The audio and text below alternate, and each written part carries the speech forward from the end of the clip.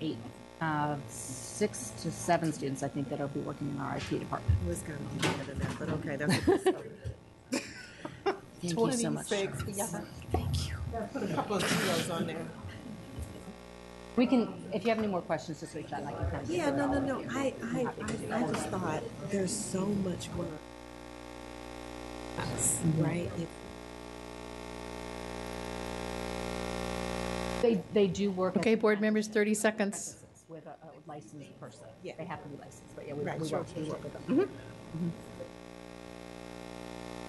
Pardon? Okay. We have,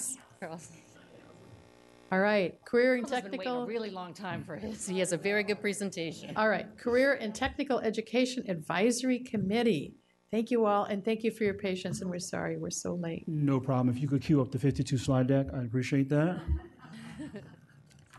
All right, so I have been known to be a very fast talker, so I can guarantee you we'll move through this rather quickly, and then we'll leave the floor open for questions. So again, it's my pleasure to represent the CTE Advisory Committee today alongside Beth, representing, of course, the CTE and the CCR department. Our vice chairman is in the back of the room, Jim McCormick, and another committee member, Zhang, are here this evening and have sat around and stuck it through with me, and I appreciate it. Also like to thank and acknowledge our school board liaison, Ryan, for his support throughout the year as well in support of the work that we're doing on the CTAC. So without further ado, I'm going to move forward. What I have put together in this slide deck is just sort of a visual representation of what's in your report. So I am going to move fast because it's pretty much in there, but I just wanted to have something to guide the conversation this evening. So first of all, I wanted to list all of the members that were a part of the 2017-2018 committee, which encompass both school board representatives, community representatives, and business and industry. So the charge for the CTAC for the 2017-2018 school year was for us to increase our understanding of the implementation of the CTE program or curriculum with emphasis at the school level, and understand regional employment needs and future opportunities leading toward greater utilization of public-private partnerships to support CTE programs and teacher professional development. The key purpose of this was for many of the conversations, at least that I've been on the CTAC for the last 4 years, a lot of it surrounded the academies.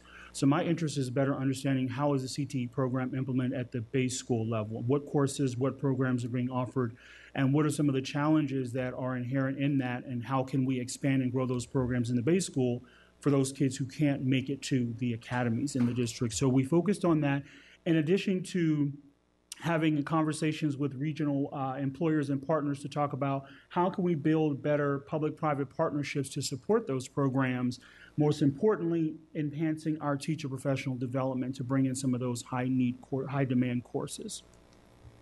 So the way that we met the committee or the board's charge this year was in 2 phases. The first one was actually 2 school visits that we did, one to Lake Braddock and the other to Hayfield Secondary. During both of those school visits, we had a panel discussion which consisted of teachers, staff, students, and administrators, where we had a series of questions where we wanted to get a better understanding of what was actually going on in the school. That was both followed up at both locations by a program tour where we saw the cosmetology, auto tech, culinary arts, sports and entertainment, marketing, coding, and JRTC, and I'll talk a little bit more about what we learned from those visits. What did we seek to learn? The questions that we asked were basically, how are the CTE courses promoted? The peers' perception of CTE versus AP and IB courses and programs at the schools, post-graduation feedback, new courses desired by students, access to career information and exploration, challenges to the implementation of certain CTE programs, parents' understanding of the CTE programs and pathways, and also what do students value most about the CTE courses within their school. Some of the key takeaways from both locations we combined were students emphasized that the hands-on nature of the courses as being the most impactful part of the classes that they were taking. They couldn't rave enough about how actually going into the classroom, getting that hands-on experience in all of the programs, from cosmetology to the coding to JRTC, really gave them a better understanding of the career pathways and what they could do in the future. Both schools, the teachers, counselors, and students said that word of mouth was cited as the most effective way that students were made aware of the CTE courses, followed by the elective fairs, which was really interesting. As much effort as the school district and our committee has put into building the websites, connecting and having information, still word of mouth still remains the most effective way, at least within the schools, to get the word out. Students stated at both locations that they were really interested in more work-based learning opportunities, getting outside of the classroom and being able to use the skills and knowledge that they've gained to go into the workforce and actually apply that through some work-based experiences. We talked a lot about the need to get more students into CT courses, and this was a reoccurring theme that they mentioned that scheduling conflicts have the biggest impact on students enrolling in CT courses at all the schools.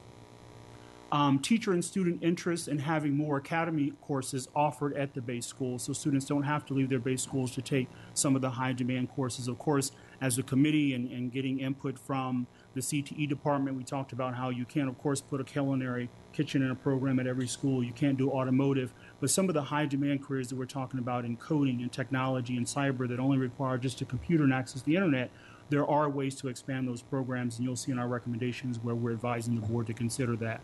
And then last but not least, and I think this conversation or this topic just came up, is the ongoing challenge of hiring qualified teachers for these courses in these high demand fields.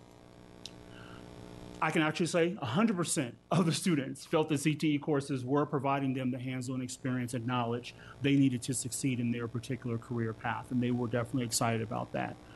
The second part of our work that we did as a committee is we actually convened 2 industry panels, and this is a list of the companies and organizations that were represented between those panels. In the fall, we had representatives from technology and engineering, and in the spring, we rounded out with trades, culinary, and pharmacy. And again, once we had a series of questions and topics that we brought to their attention and wanted to get their feedback about what they're seeing in industry and how we as a school district or as a committee can support the work that you're doing to better prepare students for the workforce. What we sought to learn, what were the emerging trends and technologies relevant to the future of those specific industries, biggest skills gaps that they're seeing, what do entry-level candidates need to be successful, recommended changes to high school curriculum. We asked them if you could go back and change anything about your high school experience to better prepare you for the work that you do, what would it be? And we'll talk about some of those in the key takeaways. The perception of hands-on experience versus everyone getting a college education. What are these industries thinking about that? Most important, knowledge and skills, and then insight into internship and work-based learning opportunities within their industry that could be brought to students in Fairfax County. The key takeaways from that particular, both of those panels were cross-discipline course content integration is critical to students understanding the real-world application of STEM. I put that at the top because both panels really stress the fact that students shouldn't just be siloed in their courses and learning one thing, but how do all these actually merge and come together in order to build some of the solutions and solve the challenges that they're seeing in the community. Critical thinking and collaborative problem solving, more integrated into the CT courses. Students needing to learn how to work in virtual team environments and exhibit strong initiative. Leveraging business partners to create real-world classroom projects for students to develop soft and technical skills. Because every kid can't get a work-based learning experience, they're saying this is one way that you could address that is by partnering with industries to provide them opportunities to solve problems that industries having right in the classroom while they're taking these classes. Students and parents need more exposure to CTE programs. This is what industry said, that they know that these classes are being offered, but when they approach students and parents about this, they often say that they're not aware of these courses and where their students can take them. And then last but not least, emphasize learning from failure and eliminating this culture of making no mistakes. They're noticing that when students come to the workplace that they're often afraid to make mistakes. They want to be right every time. They want to get A's. They want to be the best. And they're trying to, again, instill in them that it's okay to make those mistakes, learn from them, and then move forward. They say that this should definitely be in these particular industries and fields. 100% of the panel members and representatives stressed the importance of expanding CTE programs in Fairfax County. They said it's a must to increase the pool of qualified candidates to meet those needs in high demand fields. And some of those do include the fields and roles that they just talked about from the presentation. Last component of our work, our vice chairman, Jim McCormick, mentioned that we got a subset of the input from the teachers and faculty and staff at both of those schools, but there was interest in sort of gauging also from the teachers' perspective and others their input as well. So Beth and her department put together a Google form that was disseminated to the CTE department chairs and to their teams to gather information that was similarly related to the questions that we posed to the schools and panels as well. And sort of the highlights of their survey results for those who participated during that session were job skills are regularly incorporated into the courses by various methods, including team projects. Programs are promoted, they agreed, mostly by word of mouth as well as elective fairs, but still there could be more done to promote the CTE programs within the school division. And then last but not least, challenges for course enrollments typically are scheduling conflicts, misconceptions of what CTE encompasses, and students not being aware of the courses that are being offered in their school. So, as a result of all of that, our committee came together in May with a series of recommendations that are in front of you. Again, I have them on the screen here that we're proposing that the school board take and give serious consideration to. I will highlight just the top, which is the recommendation, and you'll see the sort of supplemental information at the bottom. Incorporating a strategy in all of the pathways to graduations that you're working on that ensures students have greater flexibility and access to CTE courses. And I think, again, with the bullet points that you see below, it is going to take some commitment of resources and money to make that happen. But as you're promoting and as we're growing the program, we're definitely going to have to ensure that we minimize those conflicts so students can take those courses. Identify the funding and space and faculty that are needed to grow these programs in these schools and communities where they're most needed. Recommendation number 2, enhance workplace readiness and portrait of graduate skills by ensuring the CTE electives are aligned to workforce needs and include increased work-based learning experiences for students. I know recently within the last 2 years, I know that CTE has been partnering with Genesis Works and Urban Alliance and other programs to bring those workplace experiences, but much like what we just talked about, it's limited to a small number of students in just 1 or 2 schools. And the committee, of course, has concerns that this could be expanded, and it should be, because we have a large footprint of corporations and businesses in Fairfax County that could support this. We just have to develop a strategy to do it and make it happen. And that includes developing curriculum in each pathway that includes the interdisciplinary project-based learning and increasing emphasis on soft skill development, which was a reoccurring theme as well. Recommendation number 3, key to all of this and wrapping this all together is attracting and retaining highly qualified and diverse CTE teachers. I feel for you for that challenge, I understand, and the work that I do with NOVA trying to expand our STEM outreach programs, it's difficult for me to really build our programs when we go into the schools and the courses aren't being offered just for the lack of a teacher. Not lack of student interest, but lack of teachers that are qualified to teach the courses. So expanding those professional development opportunities so those teachers can get that content in those particular fields that we're talking about, and then providing them the opportunity to get course credentials to deliver dual enrollment instruction, which will, of course, be another reason why students would want to enroll in a CTE course because of the ability to also get dual enrollment. My last slide includes recommendations number 4 and 5, which are to develop and implement new courses in emerging technologies, such as data science and analytics and artificial intelligence, which the committees in our conversations felt that as we're talking about what we're going to be expanding on, it should be those high demand fields and looking at classes and courses that are already being offered and which ones need to be sunsetted so that you can retool, retrain, and repurpose space within your schools to offer these more high demand fields that are in our region. And recommendation number 5, appoint industry relevant and committed representatives to the CTAC and enforce committee bylaws regarding member attendance. We had a series of course, full schedule of meetings slated that we had across the year, but I will say that attendance at these meetings by representatives is not always the best that it could be. And oftentimes we aren't able to make decisions or move forward and get quorum because representatives that are being appointed to this committee or being selected to appoint are not attending the meetings. So I will strongly, as chair for this year, encourage that the individuals that you are appointing to the CTAC make sure that they are really industry relevant, connected to the fields that we're talking about in STEM and culinary arts, and also have the ability, based on the schedule that we've proposed for the 2018-19 school year, that they can make the meetings and be a proactive member of the committee.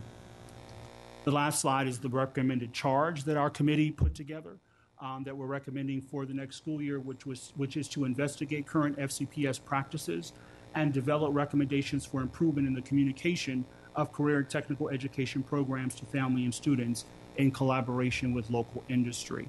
As they mentioned in the last presentation, it's one thing for us to begin promoting it, but once students have the interest, the classes, the teachers, and the space has to be there to support it.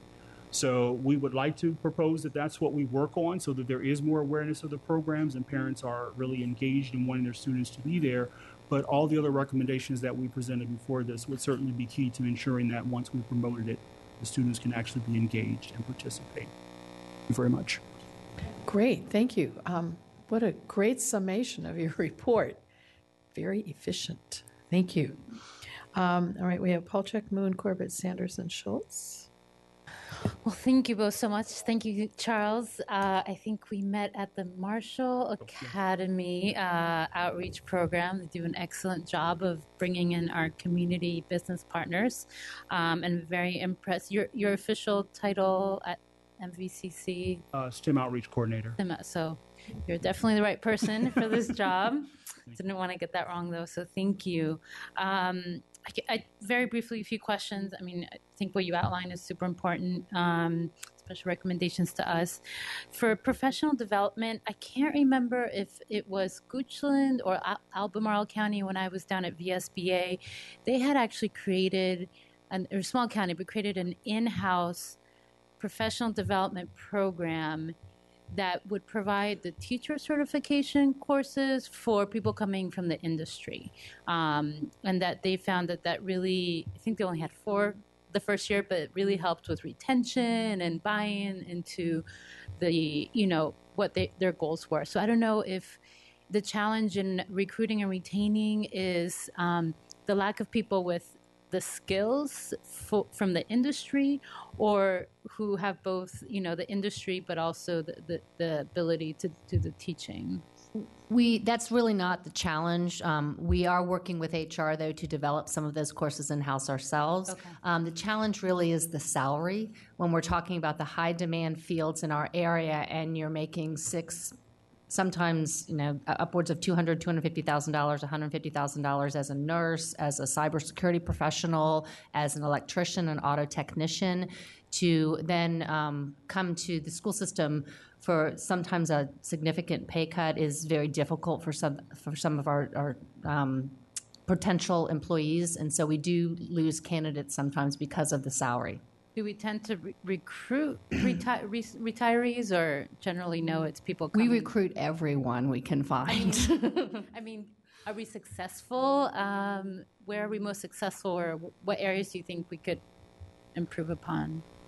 Our biggest challenges are technology and engineering, family and consumer science, and cybersecurity, because those are our largest programs. And so we have a higher turnover rate and a higher retirement rate of teachers who are now retiring from those or choosing to go back into the field. In the other areas, nursing is very hard. We don't have a turnover rate of that, so it's not as often. Auto technologies is very hard, but we don't have that. It's not as high a number of teachers. It's a onesie or a twosie every couple of years. But we typically are looking for 7 to 10 family consumer sciences, technology and engineering, and business teachers annually in each of those 3 fields. Wow. Okay. Yeah, that definitely. Any ideas for that? I know aerospace, we were looking at Marshall. We finally had gotten someone, I believe, or aerodynamics took And that would be in our engineering field, yeah. Yes. Okay. If I could, just on that, yeah. I've explored with the NOVA president and George Mason creating these regional teachers, basically, regional professors on a salary scale that is not FCPS, not George Mason, not NOVA.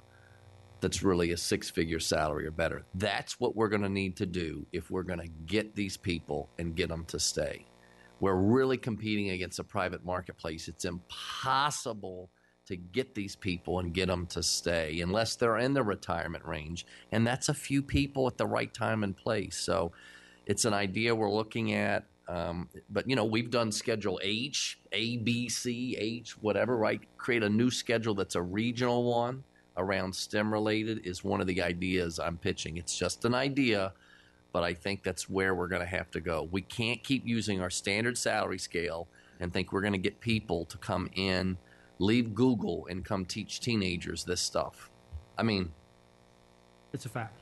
Until Google automates. Even though I'd love to have you in Fairfax County Public Schools any day, just let us know. Okay.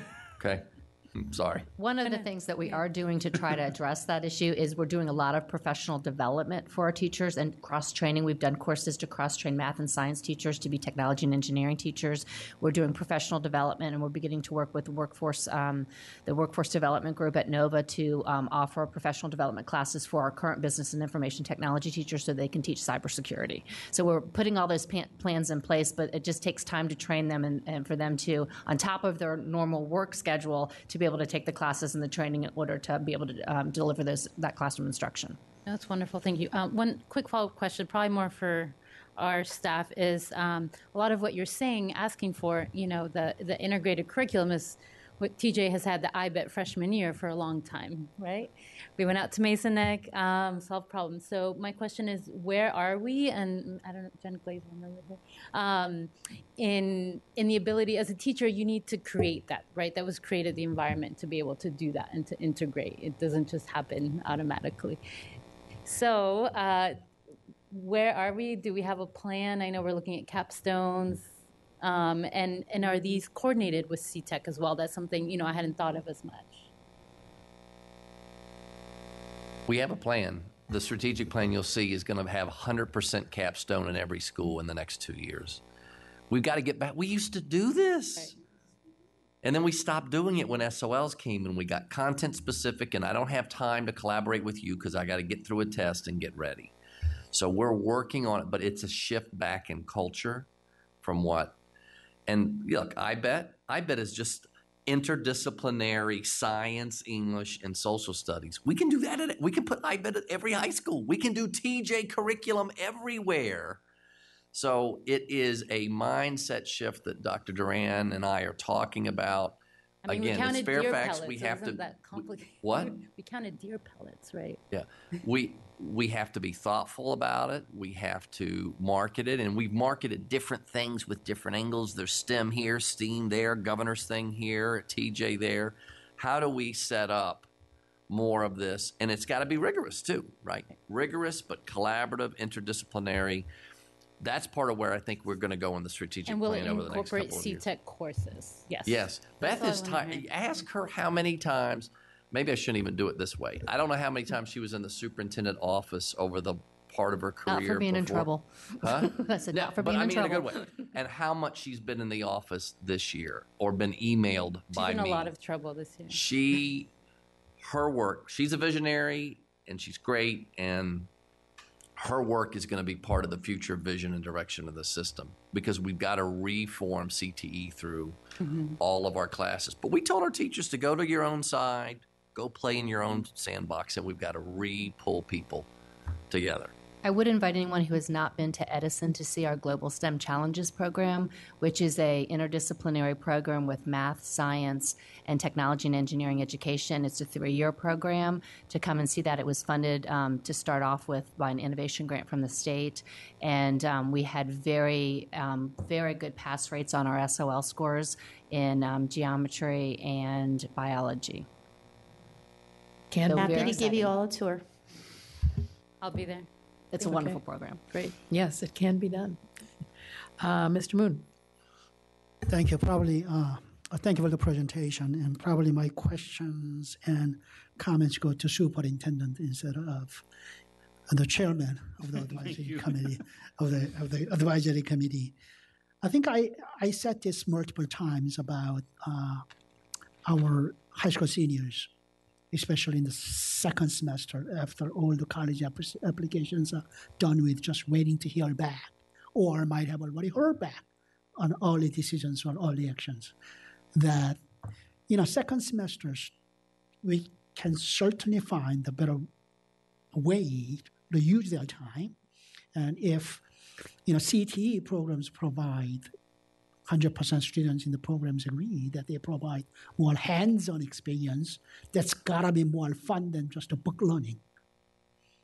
And if we can somehow utilize the flexibility that has been already given by the State Board of Education for our students to finish up their courses earlier, if they can test out of certain courses, still get a full credit, they will create more room for these students to explore the CTE courses, especially in the second semester. You know, I don't intend to discount the importance of, let's say, English 12. You know, there are certain things that you need to master out of English 12. But I bet that if an opportunity is given, there are quite a few students who can test out of English 12 at the end of first semester, if not third quarter. That gives them full semester or at least a quarter to explore something more exciting than just reading books. Am I making any sense? Do you think that's we can, rather than just thinking about it, you think we can start this somewhere? Well, Mr. Moon, as you know, we've been it's exciting. There's a lot already going on that we're doing, and what you're outlining is the future direction, and we need to get there sooner than later.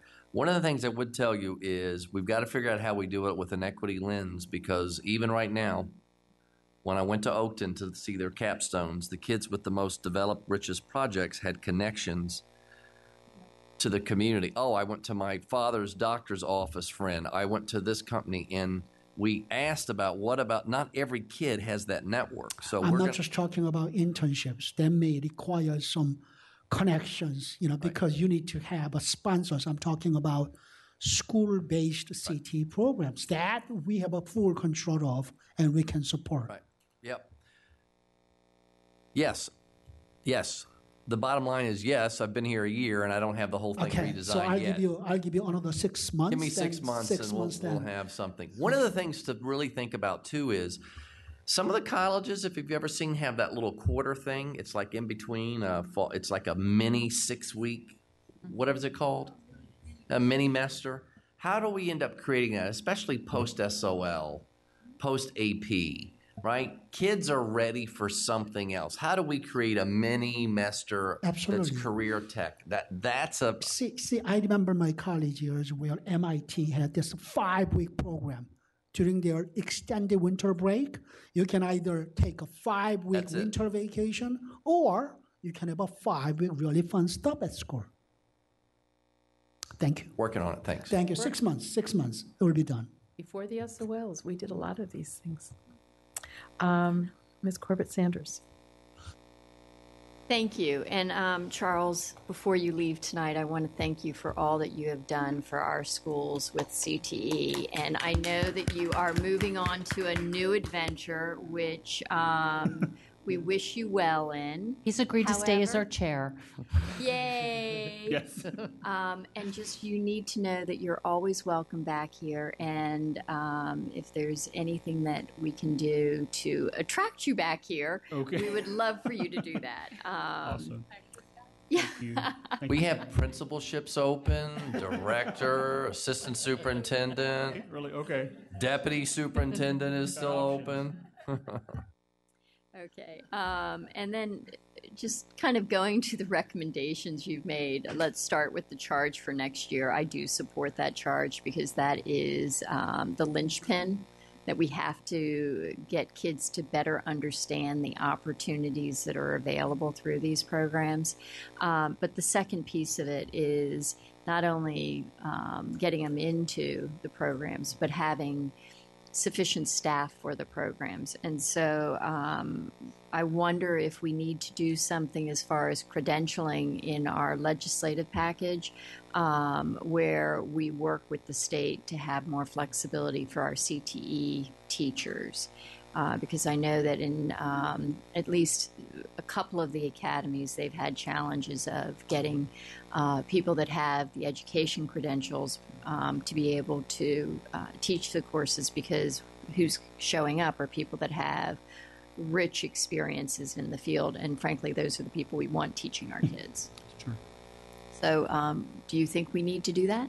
There, in the recent years, there's a lot more flexibility with staffing and with licensure. So basically, if the person has a certification or a degree in the program area, depending on the field, then they are able to become certified by taking 3 education classes. But the challenge is some of our CTE courses don't require the professionals don't require a degree in those areas. So, for example, HVAC and firefighting and things like that. And so the challenge for us is we want to be able to offer these courses because we know that there's a demand for those jobs, but finding people to fill the teaching position becomes more challenging. Well, for an HVAC position, if they have 5 years experience in the field, we can hire them, and then they have 3 years to take 3 education courses, which is basically curriculum instruction, classroom management, and then they have a choice between a couple of other classes. So I would not advocate that we don't have our professionals take those 3 courses. Those are critical for them to have. Particularly the classroom management piece is very, very critical for them to have. We can hide them. We have a lot of flexibility in our technical professional areas. Where we have a little bit of difficulty is when they want to cross-train. For instance, one of the schools wanted to have someone who had a background in the fire EMT field to also be able to teach a introduction to health careers class, but they didn't really have a background in that, so it really didn't work. So those are some of the things they try to, to do some things that are a little bit interesting with staffing because they want to try to staff things better, but they don't really have the background necessary. So right now, I think the way that the flexibility that we have with our licensure is good. I would be cautioned to have a lot of flexibility. We're very good in our arena of making sure that we hire qualified people, but in other areas of the state, sometimes it's a little more challenging for them, and I wouldn't want them to be hiring people who really aren't qualified and have experience in those fields. Because then, and particularly in our arena, we put students at risk for safety if the person really doesn't have a solid background in that arena, because we're using a lot of chemicals, sharp objects, taking kids in ride-alongs for fire trucks. So we have a very safety. We have to be very, very safety conscious. So I think the 5-year requirement is good at this point. Okay, that's great. And last, we were talking about the experience, getting top-notch professionals to come in and teach courses. And one of the things that I would throw out, now that Dr. Brabrand is back, he can hear this. Many corporations actually provide opportunities for their professionals to have 1 day a week or where they spend in schools. And so they do it either through mentoring, but they also do it through sharing their expertise. And so maybe that's something that we look at in working with the business community to roll out some of those programs here. When I was in Europe, I actually taught at a university. Didn't take any money for it, but taught at a university because my employer wanted us out there sharing our skills because it does 2 things. One, it creates a well-trained workforce, but in addition, it sends positive to that student body that those kids then apply with the companies that are contributing their personnel. And so we might want to look at doing something like that in some of these technical areas. Okay, thank you. I have Ms. Schultz, Mr. McElveen, Ms. Derenak-Kofax. I don't want to blow Dr. Brabrand's mind, but I'm all up for trying a pilot program on year-round or trimesters that allow those intercession, that mini-mesters, but an intercession. You did it because what that does and what that has shown, what studies have shown elsewhere, is that you have much shorter summers, but you also have continued student growth and achievement, and you actually increase opportunities for electives that would expand opportunities like this, especially for things like internships and work-study programs. And so I definitely think in a school division our size, we're way past the opportunity for an intercessory / trimester type pilot program. I'm certainly hoping for that.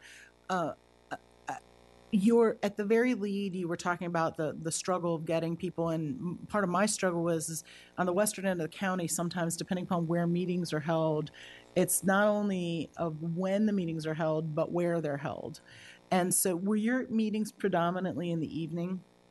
No, our meetings are in the morning. We're in the morning. We're in the morning. Yes. So the morning and traffic, that's part of the struggle is, how do you get people that are probably a lot of business people engaged? And where were the meetings typically held? They were held here. Initially, when I first came on board, the meetings were rotating around the different schools, but the last 2 years that I've been on the chair, we had the meetings in one central location. Right. So I think just maybe as a part of our recruitment for this upcoming year for any openings, because I know I have an opening, that, we almost build that into the narrative to recruit somebody is this is when the meetings are, they're going to be consistently here, they're going to be consistently on the state, that may help us as a part of the recruiting to help with your attendance because, if people aren't there to shoulder the load, I know that they've struggled with that with the SHAC group, then, what we can do to recruit on our end will help you all. We can draft something for you. Yeah. So that you have all that information. Yeah. Having it all in one place, because a lot of times what people say is, what's expected of me? When are the meetings? Where are the meetings? And we sort of don't have that in a single, a good marketing We'll get slip. that for you. And that would help us in almost like emphasizing, look, it's once a month, but you really do make a lot of difference. And so like almost selling why it's important for you to be there. And then that will help you. Amazing work, amazing delivery, and I'm glad you're staying. I'll cut it short. Thank you. Okay. Mr. McElwain? Can we back one slide, please? Okay, yeah, thanks. Recommendation 4 is my favorite. I have been talking to Beth about AI for the past year and a half, probably. Just from my professional experience at Brookings, AI is our number one institutional priority. And when I talk to my friends in Silicon Valley, where they're investing, the vast majority of their money is going into AI.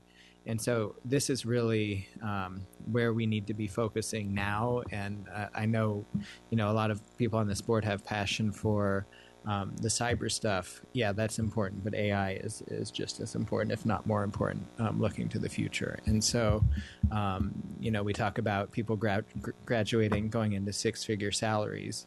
With cyber, with AI, you graduate and go into 7-figure salaries. So, I'm hopeful we can continue to make progress in this area and do as much as we can at the state level to get the courses approved. Ryan, can I just ask an off-the-cuff question? Is there that expertise at Brookings, did you say? Right now we're trying to hire for it. We don't have the expertise that we should have. Thank you. And then on recommendation number 5, just to touch briefly on this, the committee has expressed interest in finding a way to move forward with more expertise, industry-focused expertise. So going into the next year, I just want my colleagues to be aware that that's probably a conversation we're going to be having. And so just stay tuned. We old folks, it's scary to think of all that. I'll never catch up. Ms. Darren Koufax. I just want to say thank you for being here. Thank you for being here at this late hour. Your succinct report, I really appreciate it.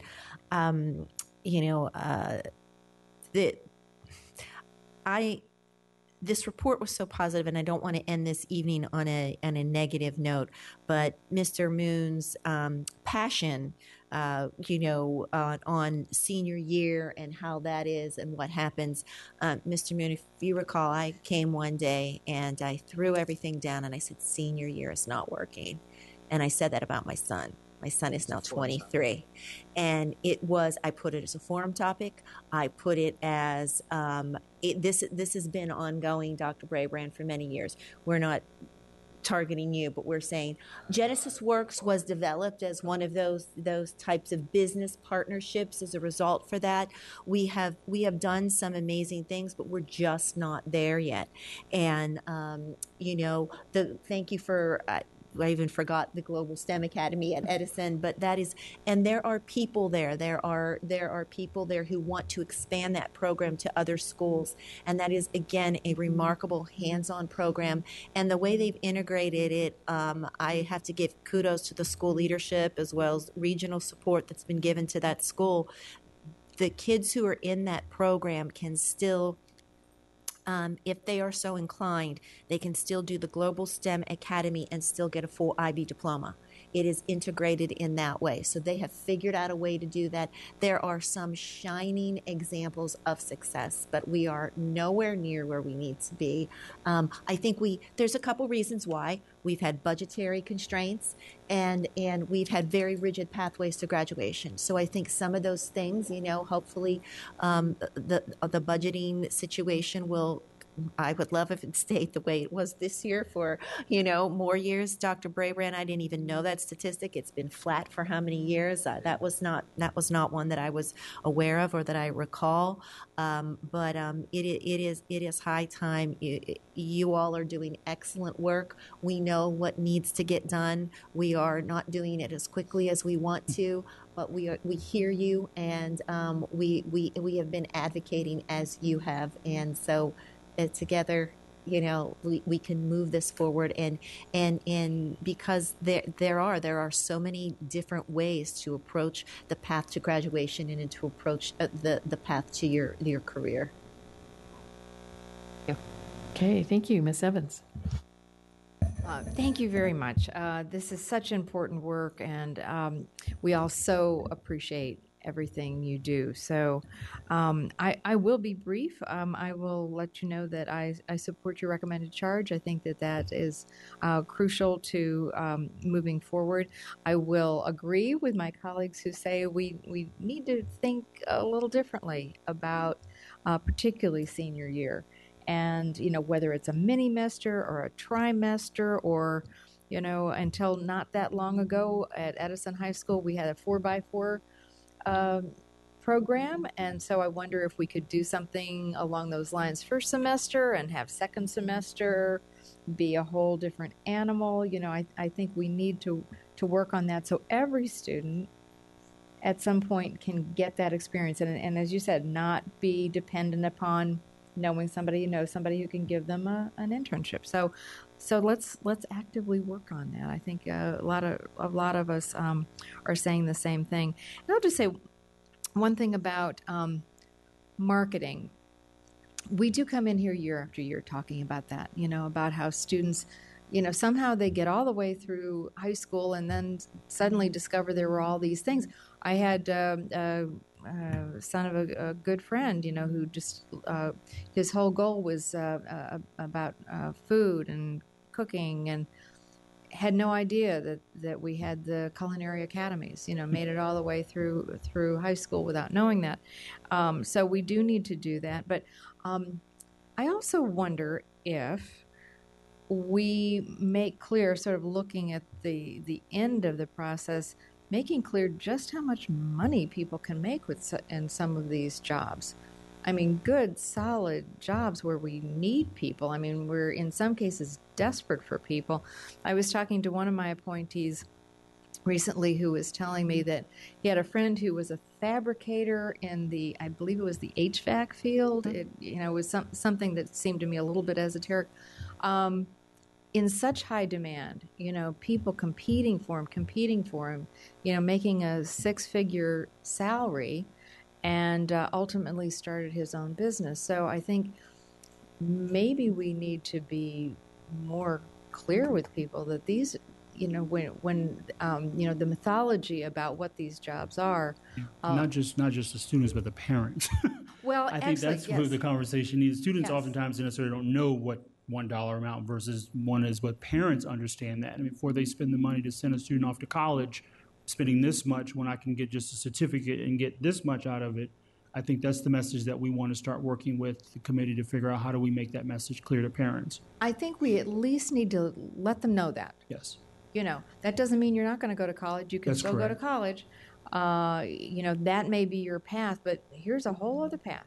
And it's in very high demand. So whether it's the new fields, and you mentioned sunsetting some of the old technologies, and I guess, you know, at this time of night we don't need to go into to what are the things that you would sunset, but if we are going to go into things like artificial intelligence, I suppose we probably do need to give up on some, but I wouldn't want to give up on anything where we can give students a skill where they can leave us and immediately get a really great high-paying job, whether they go to college or do that. So thank you again for your work. I look forward to seeing you again. Great, thank you very much. Again, you know, instead of the 8th, 9th, 10th AP, there are other wonderful courses that people can take. And just talking to Dr. Brabrand, going through 10 years of raising class size, which means you can't run an elective course unless you've got a cast of thousands, and not paying teachers what they need. You end up not being able to expand important courses and opportunities for kids. And so we need to go forward. But this is very exciting. We like this presentation very much. Great recommendations, and we appreciate the creativity and the continued push. So we're with you. Great. Thank you. Thank you. Thank you very much.